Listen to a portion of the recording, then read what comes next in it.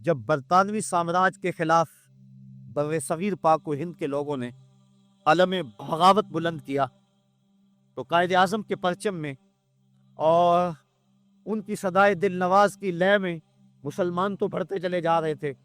پاکستان کا مطلب کیا؟ لا الہ الا اللہ کے نغمے تو ان کے لبوں پر تھے ہی، لیکن مہاتما گاندھی نے اپنی قوم کو جمع کر کے کہا کہ تم کہو گے کہ یہ دانش مندی نہیں ہے کہ اتنے بڑے سامراج سے ٹکر لینا، جس کی سلطنت میں سورج طلوع بھی ہوتا ہے اور غروب بھی ہوتا ہے، تو یہ کہیں کی دانش مندی نہیں ہے، یہ پتھر سے ٹکر مارنے والی بات ہے اور یہ دیوار سے سر پھوڑنے والی کہانی ہے۔ لیکن اس کے باوجود میں برطانوی سامراج کو للکارنے کے لیے نکلا ہوں اور تم میرے ساتھ ہم نوا بن جاؤ۔ میں اس کے باوجود کہ طاقت نہیں رکھتا اور اتنی بڑی حکومت اور اتنی بڑی طاقت کے ساتھ ٹکرانا منطقی لحاظ سے کوئی لوگ سمجھتے ہیں دانش مندی نہیں، لیکن کہا میرے سامنے حسین ابن علی کا کردار موجود ہے۔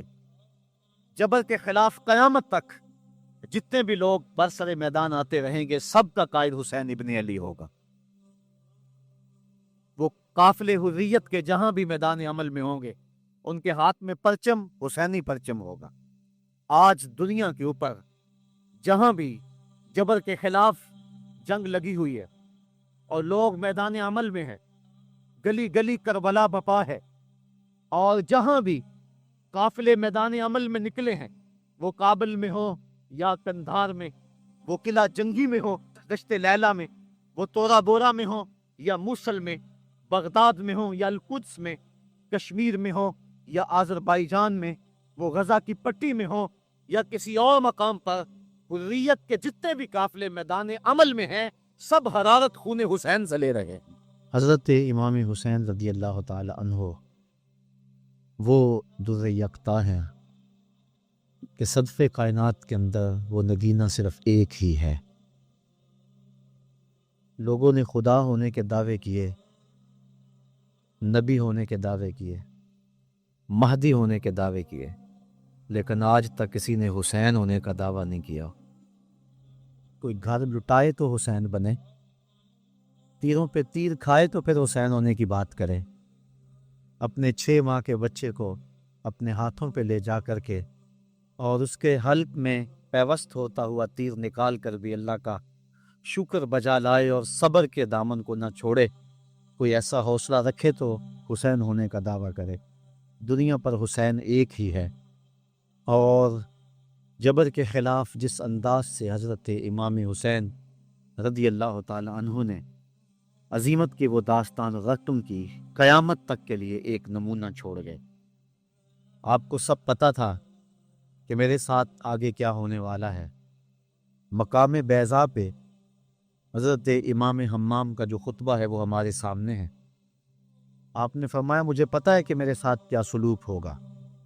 جب لوگوں نے مشورہ بھی دیا کہ اتنا بڑا لشکر جغار آپ کے مقابلے میں آنا چاہ رہا ہے، کوفے والوں کے دل بدل گئے ہیں، ان کی تلواریں یزید کے ساتھ ہیں، وہ آپ کا کبھی بھی ساتھ نہیں دیں گے۔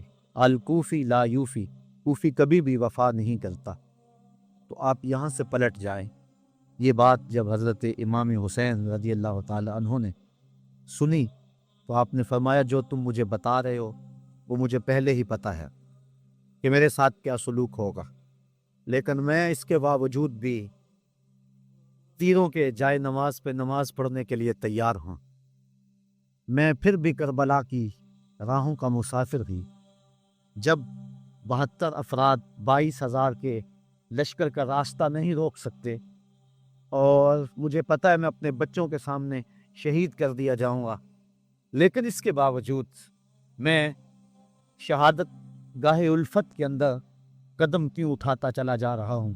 تو سنی حضرت امام علی مقام کا وہ جملہ جو آپ نے اپنی فکر کو واضح کرنے کے لیے اس وقت مقام بیضا پہ لوگوں کے سامنے رکھا۔ فرمایا میں سب کچھ جانتا ہوں، لیکن اس کے باوجود میں آگے بڑھ رہا ہوں، اس لیے کہ وَلَكُمْ فِيَّ أُسْوَةٌ، تاکہ قیامت تک باطل کے ساتھ ٹکرانے کی زمانے کے پاس کوئی مثال تو موجود ہو، قیامت تک جبر کے خلاف کھڑے ہونے کا کوئی نمونہ تو لوگوں کے پاس ہو۔ وَلَكُمْ فِيَّ أُسْوَةٌ، میں نمونہ بننا چاہتا ہوں، اور قیامت تک جبر کے خلاف جو لوگ میدان عمل میں آئیں گے تو وہ اپنی قلت و کثرت کو دیکھ کر پیچھے قدم نہیں ہٹائیں گے. ان کے سامنے میرا نمونہ ہوگا اور میری زندگی ہوگی، اور وہ جبر کے سینے کو چیرتے ہوئے آگے بڑھتے چلے جائیں گے. جب برطانوی سامراج کے خلاف بر صغیر پاک و ہند کے لوگوں نے علم بغاوت بلند کیا تو قائد اعظم کے پرچم میں اور ان کی صدائے دل نواز کی لے میں مسلمان تو بڑھتے چلے جا رہے تھے. پاکستان کا مطلب کیا؟ لا الہ الا اللہ کے نغمے تو ان کے لبوں پر تھے ہی، لیکن مہاتما گاندھی نے اپنی قوم کو جمع کر کے کہا کہ تم کہو گے کہ یہ دانش مندی نہیں ہے کہ اتنے بڑے سامراج سے ٹکر لینا، جس کی سلطنت میں سورج طلوع بھی ہوتا ہے اور غروب بھی ہوتا ہے، تو یہ کہیں کی دانش مندی نہیں ہے، یہ پتھر سے ٹکر مارنے والی بات ہے اور یہ دیوار سے سر پھوڑنے والی کہانی ہے. لیکن اس کے باوجود میں برطانوی سامراج کو للکارنے کے لیے نکلا ہوں اور تم میرے ساتھ ہم نوا بن جاؤ. میں اس کے باوجود کہ طاقت نہیں رکھتا اور اتنی بڑی حکومت اور اتنی بڑی طاقت کے ساتھ ٹکرانا منطقی لحاظ سے کوئی لوگ سمجھتے ہیں دانش مندی نہیں، لیکن کہا میرے سامنے حسین ابن علی کا کردار موجود ہے. جبر کے خلاف قیامت تک جتنے بھی لوگ برسر میدان آتے رہیں گے سب کا قائد حسین ابن علی ہوگا. وہ قافلے حریت کے جہاں بھی میدان عمل میں ہوں گے ان کے ہاتھ میں پرچم حسینی پرچم ہوگا. آج دنیا کے اوپر جہاں بھی جبر کے خلاف جنگ لگی ہوئی ہے اور لوگ میدان عمل میں ہیں، گلی گلی کربلا بپا ہے، اور جہاں بھی قافلے میدان عمل میں نکلے ہیں، وہ کابل میں ہو یا کندھار میں، وہ قلعہ جنگی میں ہو دشت لیلہ میں، وہ تورا بورا میں ہو یا موصل میں، بغداد میں ہو یا القدس میں، کشمیر میں ہو یا آذربائیجان میں، وہ غزہ کی پٹی میں ہو یا کسی اور مقام پر، حریت کے جتنے بھی قافلے میدان عمل میں ہیں سب حرارت خون حسین سے لے رہے ہیں، سب وہاں سے توانائی حاصل کر رہے ہیں. اور اقبال کہتا ہے سرخ رو عشق غیور از خون او، شوخی ای مصرع از مضمون او، تا قیامت قطع استبداد کرد موج خون او چمن ایجاد کرد. اقبال کہتا ہے کہ عشق غیور کے چہرے پہ جو سرخی ہے اور عشق غیور کے چہرے پہ جو بانکپن ہے، عشق غیور کے چہرے پہ جو اجالا ہے اور یہ جو سرخی پھیلی ہوئی ہے، یہ حسین ابن علی کے خون کا صدقہ ہے. ذرا اس جملے پہ غور کیجئے، سرخ رو عشق غیور از خون او، حضرت امام حمام کے خون سے عشق غیور کے چہرے پہ بانکپن ہے. شوخی ای مصرع از مضمون او، اس مصرے کی جو شوخی ہے اقبال کہتا ہے کہ وہ بھی حضرت امام حمام کے خون کی وجہ سے ہے. تا قیامت قطع استبداد کرد موج خون او چمن ایجاد کرد. قیامت تک کے لیے جبر کا راستہ روک دیا، قیامت تک شہادتوں کے پھول لہلہاتے رہیں گے اور اس قبیلے کے لوگ راہ خدا کے اندر اپنی جان پیش کرتے رہیں گے. علی اصغر کی سنت بھی جاری رہے گی. غزہ کی پٹی میں اس وقت جو دکھ پھیلا ہوا ہے آپ اس سے پوری طرح آگاہ ہیں کہ ابھی پرسوں کی کہانی ہے، آپ نے اخبارات کے اندر پڑھا کہ 72 بچوں کو جو ہے وہ بمباری کے ذریعے شہید کر دیا گیا. تو 72 بچے ان 72 کی جان نثاری کی کہانی کو دہرا رہے ہیں، اور آج ہر جگہ وہ کہانی دوبارہ رقم کی جا رہی ہے. حسین ابن علی نے جس چیز کی طرح ڈالی تھی، جس کی بنیاد ڈالی تھی اور جس راستے کے مسافر ہوئے تھے، وہ سفر جاری ہے اور قیامت تک جاری رہے گا تاں کہ حضرت امام مہدی جلوہ فراز ہوں گے، اور آپ جلوہ فراز ہو کر کے پھر جبر کے خلاف آخری معرکہ لڑیں گے اور ظلم ہمیشہ کے لیے نیست و نابود ہو جائے گا اور اسلام کا پرچم سر بلند اور سرفراز ہو جائے گا. تو قیامت تک حضرت امام حسین رضی اللہ تعالیٰ عنہ نے اپنی سنت کو بطور نمونہ چھوڑا اور فرمایا وَلَكُمْ فِيَّ أُسْوَةٌ. میں اس لیے خود کربلا کے ریگزار کے اندر ایک انوکھی داستان رقم کرنے جا رہا ہوں تاکہ قیامت تک لوگوں کے لیے میری زندگی ایک نمونے کے طور پہ موجود رہیں اور جبر کے خلاف لوگ ٹکرانے کا حوصلہ رکھیں. حضرت امام حسین رضی اللہ تعالی عنہ نے کربلا کی اس دوپہر کے اندر جو عظیمت کی داستان رقم کی، اور جس طرح جبر کے سامنے پوری قوت سے سینہ تان کے کھڑے ہو گئے. 22,000 افراد کے سامنے تنہا شخص کا ڈٹ جانا یہ کوئی تماشا نہیں ہے. 72 افراد کے زخم کلیجے پہ موجود ہیں اور اپنے بھائیوں، بیٹوں، بھتیجوں اور بھانجوں کے لاشیں اٹھا کے آپ خیموں تک لا چکے ہیں. آپ کے ہاتھوں کے اندر علی اصغر دم توڑ چکے ہیں اور جوان علی اکبر آپ اس کو اٹھا کے خیمے تک لا آئے ہیں. راوی بیان کرتا ہے کہ میں اس وقت موجود تھا. وہ ابن راشد لکھتا ہے کہ جب حضرت امام علی مقام رضی اللہ تعالیٰ عنہ کو ایک نوجوان نے پکارا اور کہا کہ مجھے تھامیے اور مجھے پیاس شدت سے تڑپا رہی ہے، تو آپ جب دوڑتے آئے اور گرد و غبار میں ایک جوان کو آپ نے اٹھایا اور اپنے سینے سے اس کے سینے کو جوڑا. تو کہتے جب خیموں کی طرف امام جا رہے تھے، کہتا میں نے اپنی آنکھوں سے دیکھا کہ اس جوان کے جو پاؤں ہیں وہ کربلا کی ریت کے اندر گھسیٹتے جا رہے تھے اور مقتل سے لے کر خیموں تک ایک لکیر بنتی چلی جا رہی تھی. لیکن میں نے حسین ابن علی کے انداز کے اندر جو ہے وہ تنتراک دیکھا اور وہ بھانکپن دیکھا کہ اس موقع کے اوپر بڑے بڑے بھی دم توڑ جائیں. تو میں نے کسی سے پوچھا کہ یہ نوجوان جس کو سینے سے اٹھا کر کے خیموں کی طرف لے جا رہے ہیں یہ نوجوان کون ہے؟ تو مجھے کہنے والے میں نے بتایا کہ یہ حسین ابن علی کا بھتیجا قاسم بن حسن بن علی بن ابو طالب ہے. تو اتنی جرأت اور اتنی پامردی کے ساتھ 71 لاشیں لائن کے اندر پڑے ہیں. گھر میں ایک میت ہو جائے سارا شہر سنبھالا دینے والا ہوتا ہے، پھر بھی دکھ نہیں تھمتا.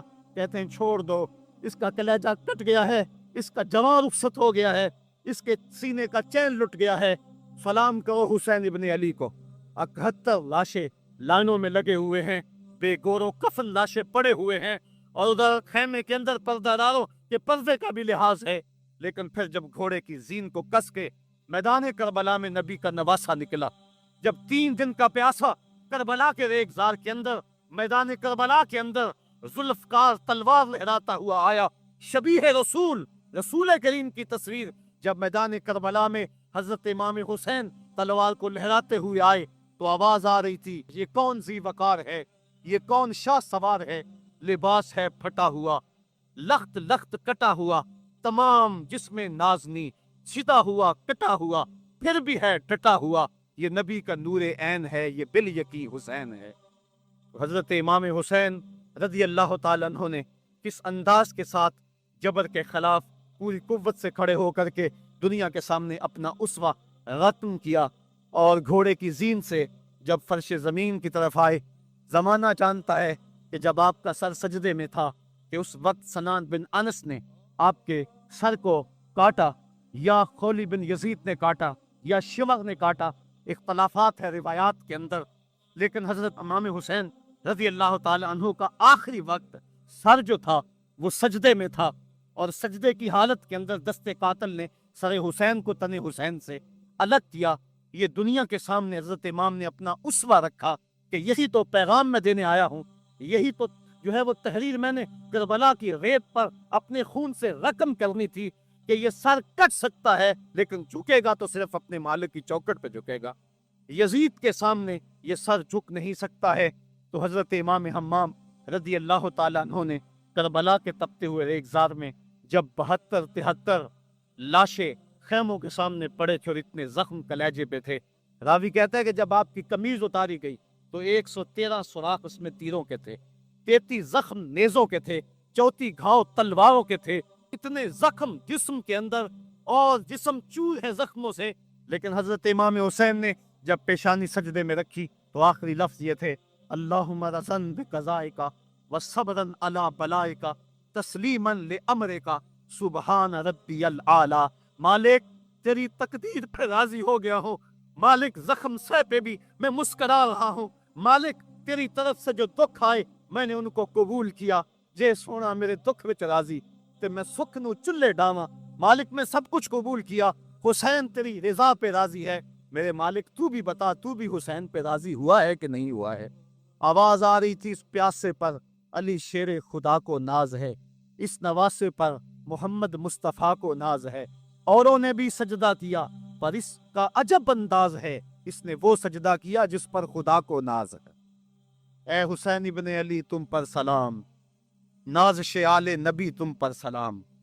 آج لہجہ بھی دم توڑ رہا ہے اور سورج بھی درد غروب سے زرد ہو رہا ہے۔ وقت کے دامن میں گنجائش نہیں کہ میں اس مضمون کو چھیڑوں۔ آؤ ہم سلام کرتے ہیں۔ یہ سورج سامنے چمک رہا ہے، میں یہاں بیٹھا سوچ رہا تھا کہ ہم نے تو نہیں دیکھا، اے سورج دوپہر کا وہ منظر تم نے تو دیکھا تھا، جب کربلا پہ حسین کا سر کٹا تھا، جب گھر لٹا تھا، جب خیموں کو آگ لگی تھی، جب سکینہ رہ رہی تھی، اور جب گھوڑا خالی پلٹا تھا اور سکینہ پوچھتی تھی گھوڑے تو خالی آ گیا ہے، حسین کہاں چھوڑ آیا ہے۔ آج یہ سورج یہ چمک چمک کے وہ ہمیں کہانی سنا رہا ہے اور ہمیں پیغام دے رہا ہے کہ نبی کے نام پہ حسین نے تو سر کٹا دیا۔ آج تم کہتے ہو دین پہ چلنا بڑا مشکل ہے، تم شور ڈال رہے ہو، جن کے لیے مسجدوں میں قالین بچھے ہوئے ہیں، گرم پانی دستیاب ہے، اور ان کے لیے مسجدوں میں آسائشیں موجود ہیں، اور پھر بھی وہ کہتے ہیں دین پہ چلنا بڑا مشکل ہے۔ ذرا دیکھو حسین ابن علی کو، سجدے میں سر رکھ کے، پیشانی رب کے حضور رکھ کے حسین ابن علی کہہ رہے ہیں مالک میں سر کٹا کے بھی تیرے حضور حاضر ہوں اور تجھ پہ راضی ہوں، تو بھی بتا کہ تو بھی حسین پہ راضی ہے یا نہیں ہے۔ اے حسین ابن علی تم پر سلام، نازش آل نبی تم پر سلام، تم پہ لاکھوں رحمتیں لاکھوں سلام۔ اے شہیدان محبت کے امام، لالا گوں لالا بدن لالا چمن، اے چمن اندر چمن، زندگی ہی زندگی تیری حیات، اے حیات اندر حیات، افتخار ملت بیضا ہے تو، رب کعبہ کی قسم یکتا ہے تو، فخر کا دل میں دریچہ باز کرنا چاہیے، جن کا تو آقا ہے ان کو ناز کرنا چاہیے۔ آج ہم ناز کرتے ہیں حسین ابن علی پہ، ہم آ حسین والے نہیں ہیں، ہم واہ حسین والے ہیں۔ واہ حسین تیری عظمت کو سلام، اتنے زخم کلیجے پہ ہو تو کھڑا نہیں ہوا جاتا، لیکن جبر کے خلاف کتنی قوت سے کھڑا ہے۔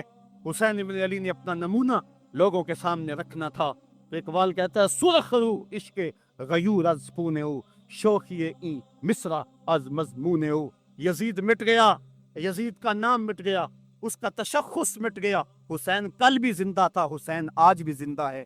مرتا تو وہ ہے جس کی فکر مر جائے، مرتا تو وہ ہے جس کا نصب العین مر جائے، مرتا تو وہ ہے جس کا مشن ختم ہو جائے۔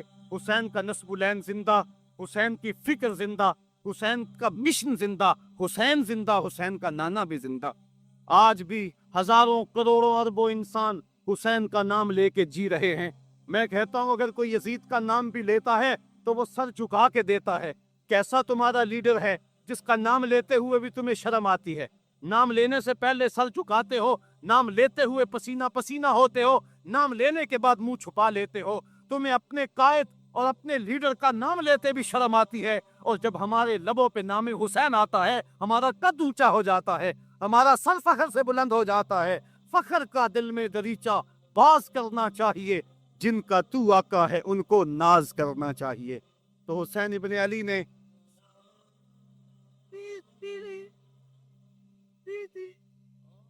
کسی نے کہا تھا کہ یہ دو شہزادوں کی جنگ تھی، تو کسی نے بڑا خوبصورت جواب دیا، اس نے کہا کربلا جنگ تھی اگر دو شہزادوں کی، قلم میں زور ہے تو لکھو حسین ہار گئے، لہجے میں تنتنا ہے تو لکھو حسین ہار گئے، انداز میں زور ہے تو کہو حسین ہار گئے۔ زمانہ کل بھی کہتا تھا، زمانہ آج بھی کہتا ہے، حسین کل بھی جیتا تھا، حسین آج بھی جیتا ہے۔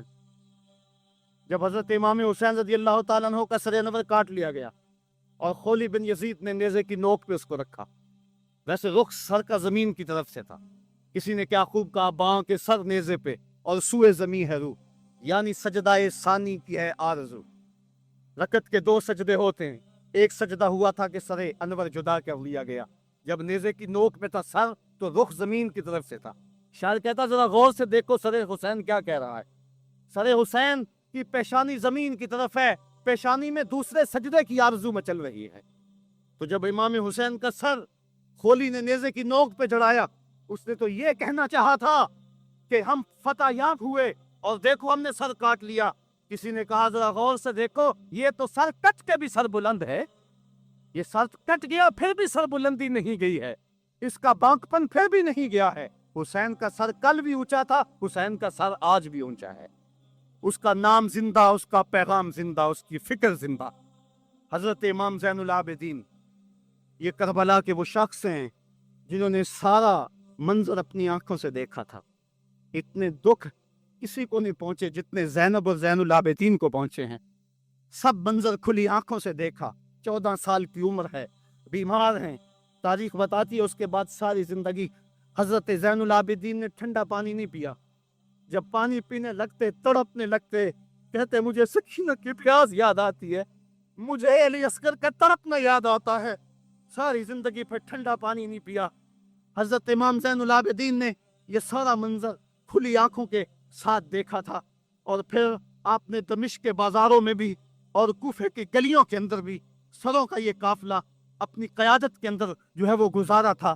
جب یزید کے دربار کے اندر حضرت امام زین العابدین پہنچے تو یزید نے پہلے تو جو ہے وہ دکھ کا اظہار کیا. بعض لوگ یہاں سے یزید کی بریت کا اعلان کرتے ہیں. یہاں کسی نے بڑی خوبصورت بات کہی کہ قاتل کی پشیمانی مقتول کی اہمیت کو تو بڑھا سکتی ہے لیکن اس کے دامن سے قتل کے داغ کو نہیں دھو سکتی. تو اس نے یہ سب کچھ کیا, یہ بس اس کے ٹسوے تھے جو وہ بہانے لگا. لیکن بعد میں اس نے حضرت امام حسین رضی اللہ تعالی عنہ کے دانتوں کے اوپر جو ہے وہ چھڑی مارنا شروع کر دی. تو حضرت ابو برزہ اسلمی صحابی رسول وہاں موجود تھے, وہ کھڑے ہو گئے, بدن کانپتا ہے ان کا. کہنے لگے ظالم ارفع قدیبہ کا, یہاں اپنی چھڑی ہٹا لے.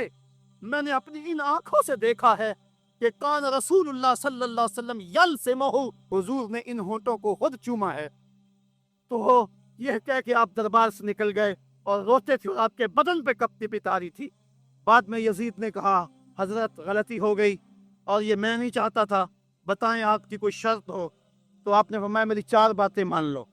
ان 4 باتوں میں ایک بات یہ تھی کہ سر حسین اور سر شہیداں ہمارے سپرد کر دو تاکہ ہم کربلا جا کے ان کی تدفین کر سکے. دوسری یہ تھا کہ ہمیں مدینہ حفاظت سے پہنچا دو.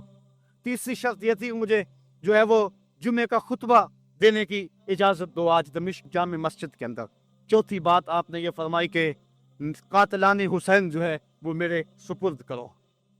اس نے کہا ہاں کون ہے قاتل حسین کا؟ لوگوں نے کہا خولی ہے. خولی نے کہا میں نے قتل نہیں کیا, یہ سنان بن انس نخی نے کیا ہے. سنان بن انس نخی کو کہا ہاں تو بتا. کہنے لگا میں قتل کیوں کرنا تھا, یہ تو شمر ذی الجوشن نے کیا ہے. شمر ذی الجوشن کو کہا تو بتا. کہنے لگا میں نے قتل نہیں کیا, میرا کون سا حسین نے کچھ بگاڑا تھا, قتل اس نے کیا ہے جس کی حکومت کو خطرہ تھا. تو یہ ہے وہ ہے قاتل حسین کا. اب یزید کہنے لگا تمہاری یہ شرط تو میں پوری نہیں کر سکتا, یہ بات تو پوری نہیں کر سکتا, اب خطبہ دے لو. اب حضرت امام زین العابدین خطبہ دینے کے لیے کھڑے ہوئے. خطابت تو اس گھر کی لونڈی ہے, جب یہ بولتے ہیں تو حکمت کے موتی دولتے ہیں. جو ہی امام زین العابدین کھڑے ہوئے, 14 سال عمر ہے اور دمشق کی جامع مسجد ہے, یزید بھی بیٹھا تھا, یعنی سلطنت بھی تھے, عوام کا بھی ہجوم تھا. جب آپ نے خطبہ شروع کیا لوگ زاروں کے تار رونے لگے, اور آپ نے اہل بیت کے مناقب جب لوگوں کے سامنے رکھے تو یزید گھبرا گیا کہ کہیں لوگ میرے گریبان تک نہ پہنچے. اس نے مؤذن کو اشارہ کیا جلدی جلدی اذان پڑھو. تو جب اس نے کہا اللہ اکبر اللہ اکبر, تو حضرت شہزادہ زین العابدین نے کہا کہ اس کے اندر کوئی شک نہیں کہ اللہ سب سے بڑا ہے. جب شہادتین کا کہا اشہد ان لا الہ الا اللہ, حضرت امام زین العابدین نے اس کے جواب کے اندر کہا ہاں ہاں اللہ کے علاوہ کوئی معبود نہیں ہے, اس کی گواہی ہم نے خون سے دی ہے, ہم نے اپنے لہو سے دی ہے اس کی گواہی. اور پھر اس کے بعد جب اشہد ان محمد رسول اللہ پہ لفظ آئے تو حضرت امام زین العابدین نے کہا یزید دیکھ, اب اذان کے اندر تیرے نانے کا نام ہے یا میرے نانے کا نام ہے؟ آج بھی منبر پہ میرے نانے کا نام ہے. تو یزید مر گیا, اس کا نام مر گیا, اس کا تشخص مر گیا. حسین کل بھی زندہ تھا, حسین آج بھی زندہ ہے. حسین کربلا کے تپتے ہوئے ریگزار میں بھی زندہ تھا, کوفے کے بازار میں بھی زندہ تھا, اور دمشق کی جامع مسجد میں بھی زندہ تھا, مدینے میں بھی زندہ, مکے میں بھی زندہ, کابل میں بھی زندہ, کندھار میں بھی زندہ, قلعہ جنگی میں بھی زندہ, تورا بھورا میں بھی زندہ, توسل میں بھی زندہ, بغداد میں بھی زندہ, غزہ کی پٹی میں بھی زندہ, فلسطین میں بھی زندہ. آج حسین کی زندگی اور حسین کا پاکپن دنیا کو بتا رہا ہے, بش کو بتا رہا ہے تیرے منہ پہ تماچا حسین مارے گا. زمانہ بتائے گا کہ حسین کل بھی زندہ تھا, حسین آج بھی زندہ ہے. حسین کی فکر لے کے اٹھو اور پوری دنیا پہ چھا جاؤ. اور ज़माने को बताओ कि हम हुसैन इब्न अली के सिपाही हैं। सिर्फ मुहर्रम के दिन आंसू बहा लेने से कुछ नहीं होगा। क्या सिर्फ मुहर्रम हुसैन का महीना है? नहीं, सब पूरा साल हुसैन का है, पूरी जिंदगी हुसैन की है, पूरे ज़माने हुसैन के हैं। ये सिर्फ आशूर का दिन या आशूर की शब ही हुसैन की नहीं, सारे ज़माने हुसैन के हैं। कल भी हुसैन का था, आज भी हुसैन का है, कल भी हुसैन का होगा। आओ उठे, कुरान को लेकर के हुसैन इब्न अली नेज़े की नोक पर भी चढ़ के कुरान सुनाया, और आज हम उसी कुरान की दावत को लेकर के उठें और हुसैन इब्न अली के पैगाम को घर घर पहुंचाएं। अल्हम्दुलिल्लाह रब्बिल आलमीन वस्सलातु वस्सलामु अला सय्यिदिल अंबिया वल मुरसलीन। मालिक उठे हुए हाथ फैली हुजूर में रहमतों से भर दे, बख्त की बहारें दे दे, मुकद्दर की खजाएं रुखसत कर। हम जिएं तो तेरे लिए और मरें तो तेरे दीन के लिए, ज़िंदगी की आखिरी हिचकी तक तेरे रसूल के वफादार रहें। हर इल्लत, हर किल्लत, हर जिल्लत से रिहाई दे दो आमीन। अपने पाक नबी के दर की गदाई। ऐ अल्लाह, जिएं तो तेरे लिए, मरें तो तेरे दीन के लिए। ऐ अल्लाह, ये उठे हुए हाथ खाली ना रहें, अपने करम से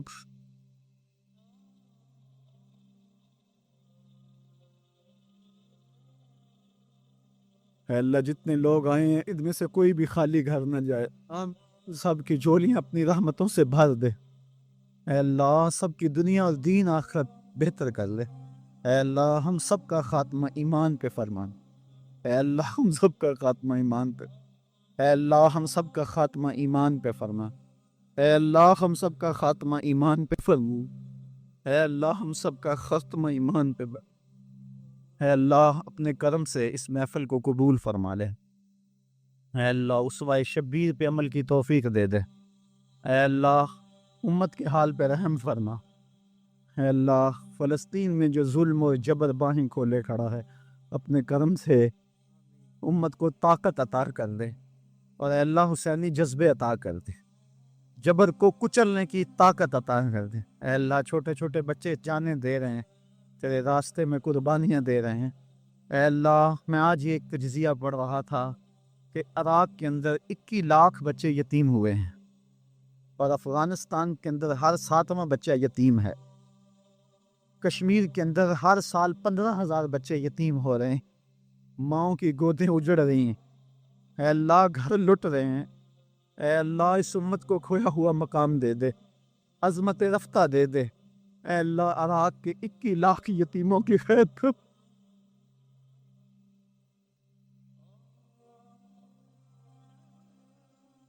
ऐ अल्लाह, इस उम्मत को खोया हुआ मकाम दे दे।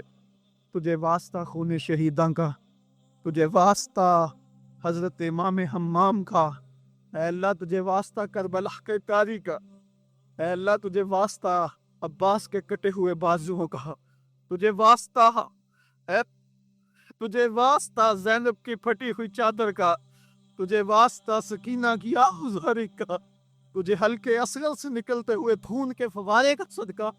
ऐ अल्लाह, उम्मत को खोया हुआ मकाम दे दे, भटके हुए आहू को फिर सुए हरम ले चल, इस शहर के खूगर को फिर वुसअत सहरा दे। मैं बुलबुले नाला हूँ, इस उजड़े गुलिस्तां का, तासीर का साइल हूँ, मोहताज को दाता दे। ऐ अल्लाह, जिन लोगों ने आज असर की नमाज में तेरे हुजूर सजदा रेज़ी की, इन्हें पक्का नमाजी बना दे। ऐ अल्लाह, आज के बाद इनकी कोई नमाज ना छूटे। ऐ अल्लाह, हुसैन की खून में रंगी हुई दाढ़ी का सदका हमारे चेहरे पर सुन्नत का नूर आ जाए। ऐ अल्लाह, हमारे चेहरे पे सुन्नत का नूर आ जाए। ऐ अल्लाह, हमारे चेहरे पे सुन्नत का नूर आ जाए। ऐ अल्लाह, मेरे वतन की हिफाजत फरमा, मेरे मुल्क की हिफाजत फरमा। यहाँ अमन के सवेरे तलू कर दे, दहशत गर्दी के सुलगते अलाव ठंडे कर दे। ऐ अल्लाह, खून शहीदा का सदका अपना करम फरमा दे। ऐ अल्लाह, इतने लोगों की आमीन के साथ तेरी बारगाह में दुआ मेरे बाबा के दिल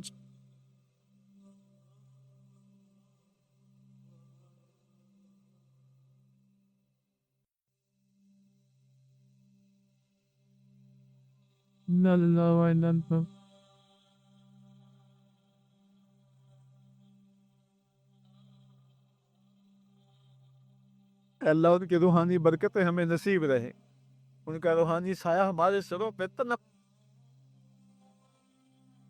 اے اللہ انہیں جو ہمیں درس دیا انہیں درس پہ عمل کی توفیق دے. اے اللہ انہوں نے جو مجھ سے عہد لیے تھے مجھے اس پہ پورا اترنے کی توفیق عطا کر دے. اے اللہ میرے پیر بھائیوں کی خیر فرمانا. اے اللہ میرے جو پیر بھائی فوت ہوئے ان پہ کرم. جو بیرون ملک ہے ان کو خیریت سے پلٹنا نصیب فرمانا. اے اللہ ادارت المصطفیٰ کے جملہ وابستگان اور درس قرآن کے جملہ وابستگان سب پہ کرم فرمانا. اے اللہ دور و نزدیک سے جتنے لوگ آئے اتنی محبتیں کہ ان کی محبتوں کے سامنے میں شرمندہ ہوں. میں خالق ان پہ کرم فرمانا. میری دعا یہ مان لے کے ان سب کا خاتمہ ایمان پہ کرنا. اے اللہ میری یہ دعا بھی مانگ لے ان کو حشر میں رسوا نہ کرنا. اے اللہ جتنے بھی کھڑے ہیں سب کی جھولیاں بھر دے. اے اللہ ایک بھی محروم نہ رہے.